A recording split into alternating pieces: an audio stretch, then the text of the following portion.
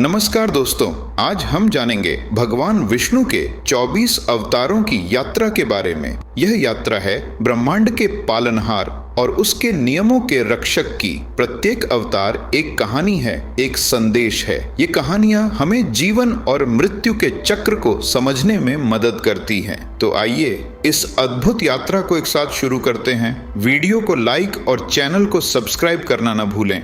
हमारी यात्रा शुरू होती है आदि पुरुष से, जिन्हें भगवान विष्णु का पहला अवतार माना जाता है, जिनसे सृष्टि का आरंभ हुआ। एक अनंत चेतना प्रकट हुई। आदि पुरुष, उनके मन में एक विचार आया और ब्रह्मांड का जन्म हुआ। हम सब एक ही स्रोत से जुड़े हैं, एक ही चेतना से।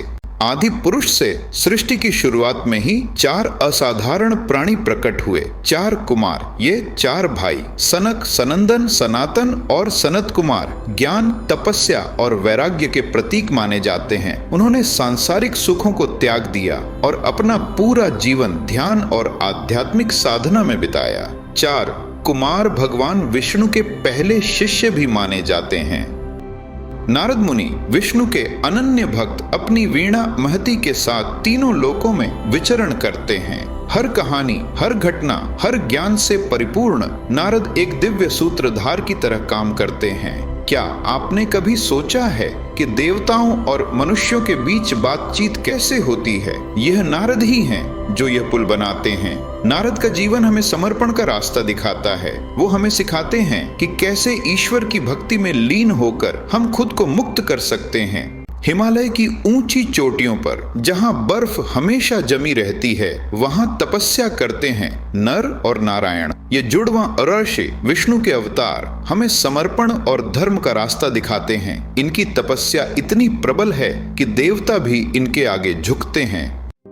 कपिल मुनि एक महान ऋषि, जिन्होंने हमें सांख्य दर्शन का ज्ञान दिया। यह दर्शन हमें बताता है कि कैसे हम अपने मन और इंद्रियों को वश में करके मुक्ति पा सकते हैं। कपिल मुनि का ज्ञान आज भी उतना ही महत्वपूर्ण है जितना हजारों साल पहले था। सांख्य दर्शन हमें जीवन और मृत्यु के चक्र को समझने में मदद करता है। यह हमें बताता है कि कैसे हम दुखों से मुक्त होकर आनंद प्राप्त कर सकते हैं।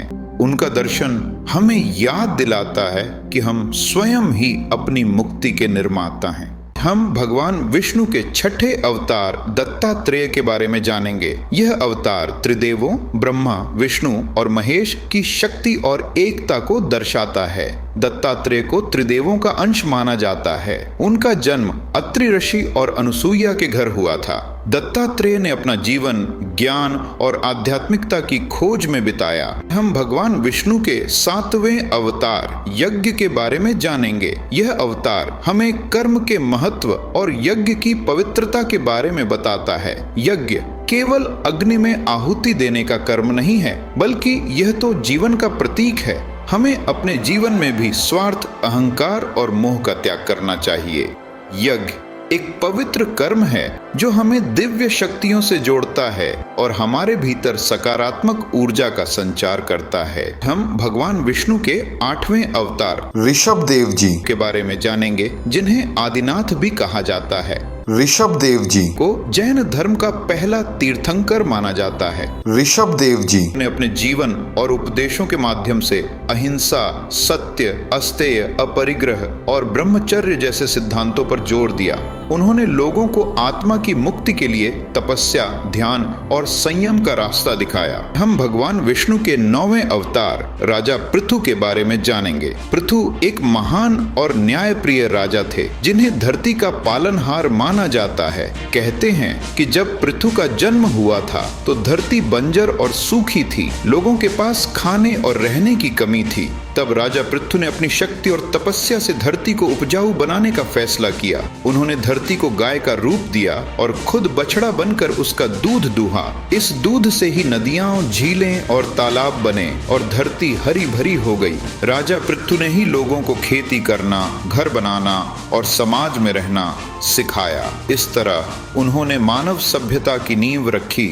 धन्वंतरी भगवान विष्णु के 10वें अवतार, चिकित्सा के देवता और आयुर्वेद के जनक माने जाते हैं। उनके हाथों में अमृत कलश होता है जो आरोग्य और जीवन का प्रतीक है। धन्वंतरी ने ही मनुष्य को बीमारियों से मुक्ति दिलाने के लिए आयुर्वेद का ज्ञान दिया था। आयुर्वेद का अर्थ है जीवन का विज्ञान, और यह शरीर, मन और आत्मा के संतुलन पर केंद्रित है। धन्वंतरी ने हमें सिखाया कि स्वस्थ रहने के लिए प्रकृति के नियमों का पालन करना जरूरी है।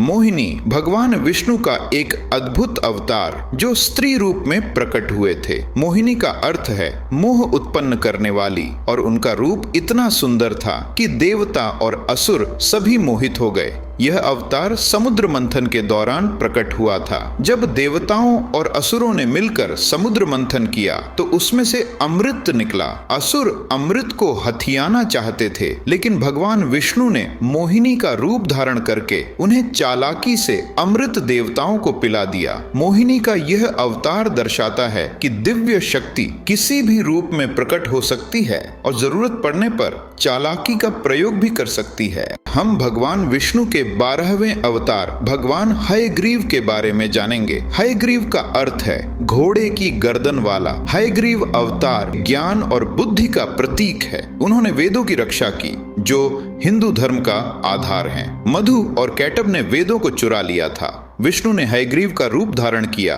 और समुद्र में गए। उन्होंने राक्षसों से युद्ध किया और वेदों को वापस ले आए। हयग्रीव का यह अवतार हमें ज्ञान की शक्ति का बोध कराता है। हमें हमेशा ज्ञान की रक्षा करनी चाहिए। अब हम भगवान विष्णु के 13वें अवतार वेद व्यास के बारे में चर्चा करेंगे। वेद व्यास को व्यास के नाम से भी जाना जाता है, जिसका अर्थ है वह जो विभाजित करता है। उन्होंने वेदों को 4 भागों में बांटा: ऋग्वेद, यजुर्वेद, सामवेद और अथर्ववेद। उनका सबसे महत्वपूर्ण योगदान महाभारत है। महाभारत धर्म, कर्म, नीति और मोक्ष का अन्वेषण करता है। व्यास अवतार हमें ज्ञान और साहित्य की शक्ति का बोध कराता है। अब हम भगवान विष्णु के 14वें अवतार मत्स्य अवतार के बारे में जानेंगे। मत्स्य का अर्थ है मछली, और इस अवतार में विष्णु ने आधा मछली और आधा मानव रूप धारण किया। मत्स्य अवतार विष्णु के रक्षक और पालनहार के रूप को दर्शाता है। राजा मनु नदी में स्नान कर रहे थे, तभी उन्हें अपनी हथेली पर एक छोटी सी मछली दिखाई दी।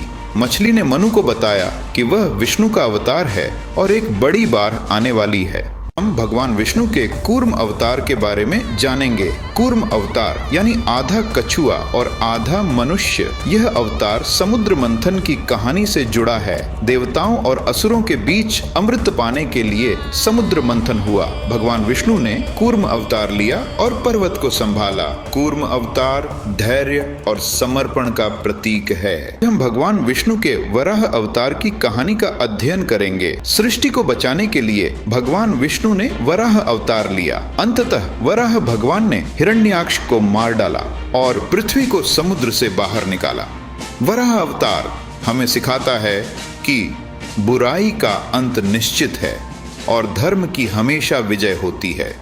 नरसिंह अवतार भगवान विष्णु के उग्र और दयालु स्वरूप का अद्भुत संगम है। यह अवतार भक्ति की शक्ति और भगवान की अपने भक्तों के प्रति अटूट निष्ठा को दर्शाता है। यह कहानी प्रहलाद की है, जो भगवान विष्णु का अनन्य भक्त था। तब भगवान विष्णु ने नरसिंह अवतार लिया और प्रहलाद की रक्षा की। नरसिंह अवतार हमें सिखाता है कि सच्ची भक्ति से बड़ी कोई ताकत नहीं होती। आज हम भगवान विष्णु के 18वें अवतार वामन के बारे में जानेंगे। वामन एक बौने ब्राह्मण के रूप में प्रकट हुए थे। राजा बलि एक शक्तिशाली असुर राजा थे, जिन्होंने तीनों लोकों पर विजय प्राप्त कर ली थी। देवताओं की प्रार्थना सुनकर भगवान विष्णु ने वामन का रूप धारण किया और बलि से भिक्षा मांगने पहुंच गए। वामन ने बलि से 3 कदम जमीन मांगी। वामन ने पहले कदम से पृथ्वी और दूसरे कदम से स्वर्ग नाप लिया। बलि ने अपना सिर वामन के चरणों में रख दिया। वामन ने बलि को पाताल लोक भेज दिया और उन्हें पाताल लोक का राजा बना दिया। हम भगवान विष्णु के 19वें अवतार परशुराम के बारे में जानेंगे। परशुराम क्रोध और धर्म युद्ध के देवता माने जाते हैं। परशुराम का जन्म एक ब्राह्मण परिवार में हुआ था। उन्होंने भगवान शिव से अस्त्र शस्त्र विद्या प्राप्त की। परशुराम ने 21 बार पृथ्वी को क्षत्रिय विहीन कर दिया था। उनके क्रोध का कारण था कुछ क्षत्रियों द्वारा उनके पिता की हत्या। परशुराम का क्रोध शांत हुआ जब उन्होंने बदला ले लिया। क्रोध के बाद उन्हें अपनी हिंसा का एहसास हुआ। उन्होंने अपनी कुल्हाड़ी समुद्र में फेंक दी और तपस्या में लीन हो गए। हम भगवान विष्णु के 20वें अवतार श्री राम के बारे में जानेंगे। राम मर्यादा पुरुषोत्तम कहलाते हैं। राम का जीवन रामायण धर्म, कर्तव्य, प्रेम और त्याग सिखाता है। राम ने 14 साल का वनवास स्वीकार किया। उनकी पत्नी सीता का रावण ने अपहरण कर लिया। राम ने हनुमान और वानर सेना की मदद से रावण को मारा। राम का जीवन हमें सिखाता है कि धर्म का रास्ता मुश्किल हो सकता है। आज हम भगवान विष्णु के 21वें अवतार बलराम के बारे में जानेंगे। बलराम, जिन्हें बलदेव और हलधर के नाम से भी जाना जाता है, शक्ति और शौर्य के देवता हैं। उनका जन्म देवकी और वसुदेव के पुत्र के रूप में हुआ था। बलराम का प्रतीक हल और मूसल है, जो उनकी शक्ति को दर्शाते हैं। वे अपने छोटे भाई कृष्ण से बहुत प्यार करते थे और हमेशा उनकी रक्षा के लिए तैयार रहते थे। बलराम का चरित्र हमें शक्ति, धैर्य और निष्पक्षता का महत्व सिखाता है। आज हम भगवान विष्णु के प्रिय अवतार कृष्ण के बारे में जानेंगे। कृष्ण का जन्म मथुरा में देवकी और वसुदेव के यहाँ हुआ था। उनका जीवन दिव्य लीलाओं और उपदेशों से भरा है। कृष्ण को पूर्ण अवतार माना जाता है, जिन्होंने मानवता को धर्म का रास्ता दिखाया। उन्होंने गीता के माध्यम से कर्म, भक्ति और ज्ञान का मार्ग दिखाया। कृष्ण की बांसुरी उनकी दिव्यता का प्रतीक है। कृष्ण का प्रेम और करुणा सभी को अपनी ओर खींचता है। कृष्ण की लीलाएं हमें सिखाती हैं कि ईश्वर हर जगह मौजूद है। आज हम भगवान विष्णु के 23वें अवतार गौतम बुद्ध के बारे में जानेंगे। बुद्ध, जिनका अर्थ है जागृत या प्रबुद्ध, एक राजकुमार थे, लेकिन उन्होंने सांसारिक सुखों को छोड़ दिया। सिद्धार्थ नाम के इस राजकुमार ने दुख, बुढ़ापा और मृत्यु को देखकर जीवन का असली मतलब ढूंढना शुरू किया। कई सालों तक ध्यान और तपस्या करने के बाद उन्हें बोध गया में बोधि वृक्ष के नीचे ज्ञान प्राप्त हुआ। तब से वे गौतम बुद्ध के नाम से जाने गए। बुद्ध ने 4 आर्य सत्यों और अष्टांगिक मार्ग का उपदेश दिया, जो दुखों से मुक्ति का रास्ता बताते हैं। उनका संदेश अहिंसा, करुणा और प्रेम का था, जिसने न सिर्फ भारत बल्कि पूरी दुनिया को प्रभावित किया।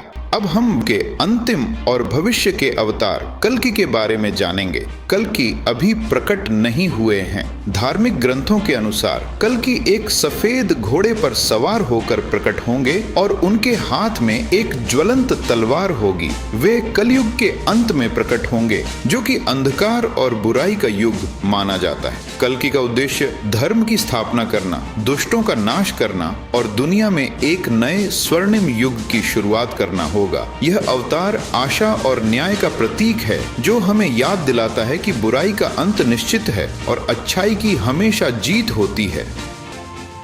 तो ये थे भगवान विष्णु के 24 अवतार, जिनकी कहानियां हमें प्रेरित और मार्गदर्शित करती हैं। हर अवतार हमें कुछ न कुछ सिखाता है, चाहे वो धर्म की रक्षा हो, ज्ञान का प्रसार हो या फिर प्रेम और करुणा का संदेश हो।